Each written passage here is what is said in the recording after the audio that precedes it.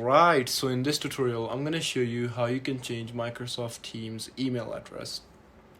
So it's actually very simple changing your Microsoft Teams email address. You need to open up your Microsoft Teams. It doesn't matter if you open it up on a website or your actual app. So once you open it, you just need to press on your profile. Once you press on it, you'll see the option of My Microsoft Account. Simply press on that and it will take you to this website right over here. And right over here, you just gotta make sure that you are in your info tab. Once you're here, you need to scroll down until you find the option of account info, and inside that you'll see the option of edit account info. Just simply press on that. Once you press on it, you'll see the option of add email. So it's very simple. After that, just simply press on add email. Once you press on it, it will take you to this website right over here, and you can add a new email to your Microsoft Teams.